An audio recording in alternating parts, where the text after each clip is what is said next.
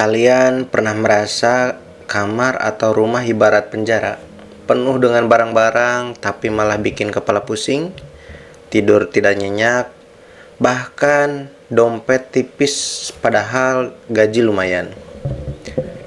Dulu hidup saya benar-benar kacau balau, seperti gudang tak berpenghuni. Sampai akhirnya saya melakukan satu hal yang mengubah segalanya. Dan itu namanya minimalisme. Kalian pasti nggak menyangka seberapa besar efeknya. Bahkan bisa menyelesaikan masalah yang paling kalian takuti. Tonton sampai habis karena ini bukan cuma soal buang-buang barang. Ini soal menemukan kembali diri sendiri. Halo teman-teman, senang sekali bisa ngobrol di sini. Jujur, sebelum kenal dengan minimalisme, saya itu adalah orang yang gampang banget dengan FOMO belanja. Setiap lihat ada diskon, mata langsung gelap.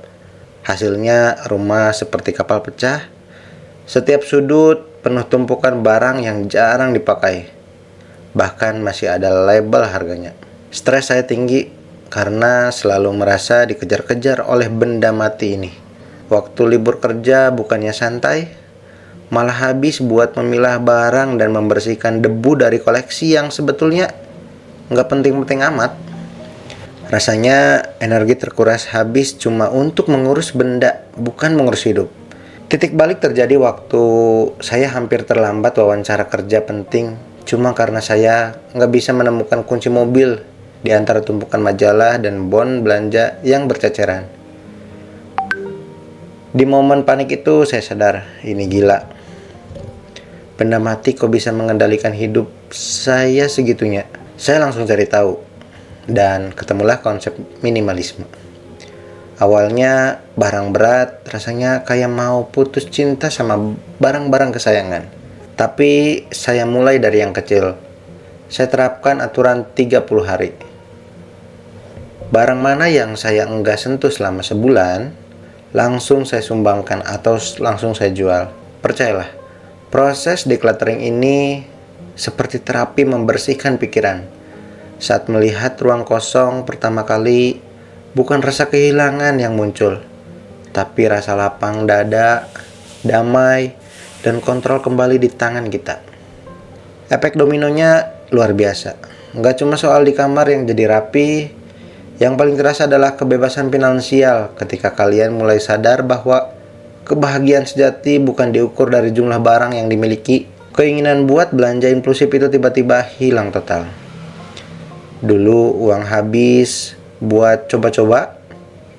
Kalau sekarang, setiap rupiah yang masuk benar-benar dipakai untuk hal-hal yang memiliki nilai. Entah itu pengalaman, investasi, menolong orang lain. Selain itu, pikiran saya jauh lebih tenang. Mengurangi barang, artinya mengurangi keputusan.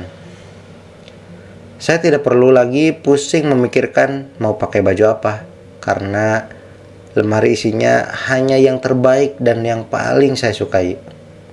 Energi yang tadinya terbuang, kini bisa dialihkan untuk fokus pada karir, hobi, dan keluarga.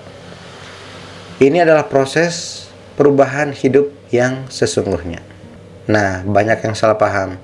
Minimalisme itu sering dikira hidup serba kekurangan. Miskin atau ekstrim cuma punya 1, 2, 3 baju, padahal tidak begitu. Minimalisme menurut saya adalah tentang memaksimalkan apa yang benar-benar memberikan nilai di hidup kita dan menghilangkan segala sesuatu yang menurut kita kurang bernilai. Jika kalian seorang seniman dan butuh banyak peralatan lukis, ya simpan. Jika kalian butuh buku untuk belajar, simpan. Intinya bukan tentang punya barang yang sedikit, tapi tentang punya yang tepat dan bernilai. Ini adalah filosofi hidup yang mengajarkan kita untuk menghargai kualitas di atas kuantitas. Ini adalah revolusi dalam pola pikir kita tentang konsumsi dan kebahagiaan. Jadi, apakah minimalisme bisa mengubah hidup saya? Jawabannya sangat. Saya bukan cuma orang yang punya rumah yang bersih, tapi punya kepala yang bersih, dompet yang sehat, dan yang terpenting, punya lebih banyak waktu untuk benar-benar hidup. Minimalisme bukan tujuan, tapi alat yang sangat kuat untuk mencapai hidup yang kita impikan. Proses memang butuh waktu, tapi hasilnya sebanding. Saya mendorong kalian, coba deh ambil satu laci, kosongkan, dan rasakan perbedaannya. Oke, segitu saja mungkin untuk video kali ini.